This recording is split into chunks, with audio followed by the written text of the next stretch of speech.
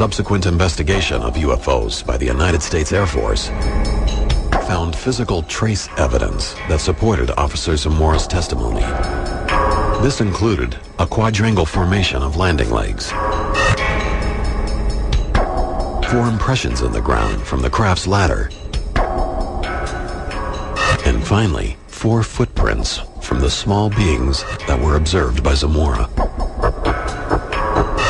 The case is still carried as an unknown in the Air Force files, and believe me, they tried everything to put something conventional in there.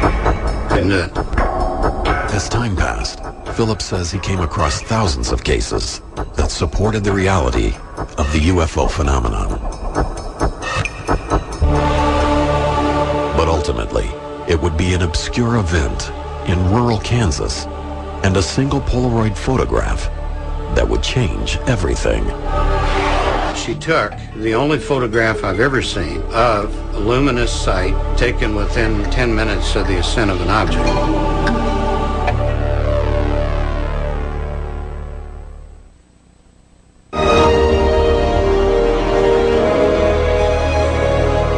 November 2nd, 1971, Delphos, Kansas.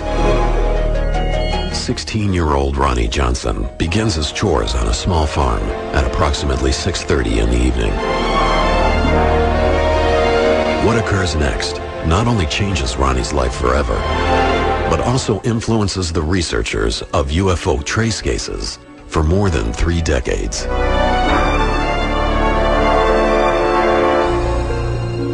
As he's working, suddenly he hears a noise, which sounds, he said, like a large, out-of-balance washing machine.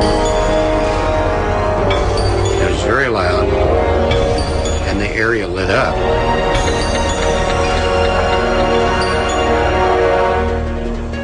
And there, hovering about 5 feet above the ground, was an object some 8 feet in diameter, the top of which was about 10 feet above the ground. It was brilliantly glowing in multi-colors. No particular color at any particular time. Ronnie stands in fear as he watches the object. Toward the end of this period, the brightness of the object increased, the sound increased, and the glow at the base of the object increased. And the glow at the base of this thing appeared to be like a shimmering steam that was falling from the base toward the ground. And as he watched, it flared up in brightness and it blinded him as it took on. He could hear the sound receding to the south slowly. Finally started regaining his vision, ran to the house, told his parents. They ran outside, also saw the object.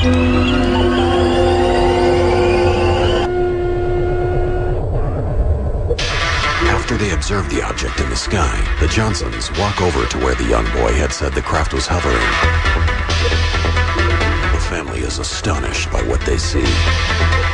They saw this big luminescent ring in the ground and luminescence on the trees nearby. So they ran to the house and they drug out the old Polaroid camera. And it had one image left. And they went out and she took the only photograph I've ever seen of a luminous sight taken within 10 minutes of the ascent of an object. This is the actual Polaroid photograph taken by Ronnie's mother, Irma Johnson. After photographing the glowing ring, the family quickly realizes that there is much more to discover. Ron's parents both touched the newly deposited substance that was released by this UFO, and immediately their fingers became numb. Mrs. Johnson touched her leg with her hand, and her leg became numb. Frightened by the physical effect on her body, the family continues to survey the property for additional clues to what could possibly have happened. The only route into this area is around a tree, 7-inch diameter tree, that was lying on the ground. The previous afternoon, the tree was upright and fine. Could this tree have been knocked down by the craft Ronnie witnessed? The Johnson family is left clueless. The next day, Sheriff Ralph Inlow launches an investigation on the property. When the sheriff arrived and he went out into the site, he was the first one to notice a broken tree limb, which was broken 8.5 feet above the ground and initially had projected out over the edge of the ring. So he decided, well, probably this is broken back and downward because of an object or a solid something that went in there. Sheriff Inlow also discovers a mysterious residue inside the ring. And by that point in time, the ground surface of the ring was a pure white crust, very hard. And as shows up in the photograph, its contrast to the soil in the center and the soil around it is remarkable. Perplexed by his findings, Sheriff Inlow bottles soil samples and locks them in his office safe. 4 weeks later, when word reaches Dr. Hynek about the Delphos event, he sends Ted Phillips to investigate. When I arrived at the farm, I talked to the witnesses briefly, and they took me out to the site of the ring, which was a mud bog.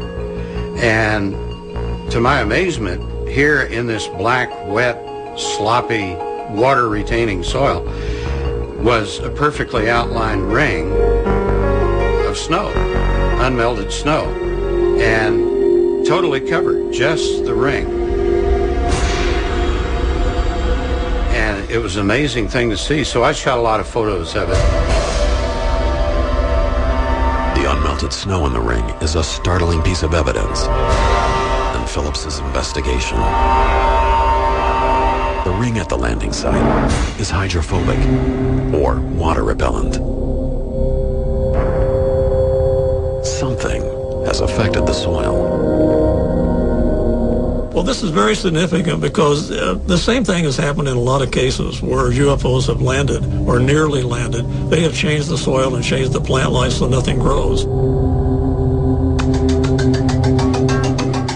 Phillips approaches Delphos and other UFO trace cases with the same meticulous and detailed method of a crime scene investigator.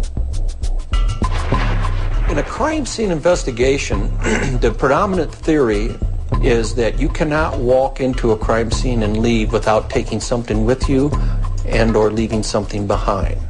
And it's up to the investigator or the crime scene tech to find out what that was. Same thing holds true in a UFO incident and when you have trace evidence. So the first thing you do is photograph everything before you disturb any part of the crime scene. And so after I had done all the necessary photography, I started laying out lines and getting measurements to get the exact size of the ring. After I had gone thoroughly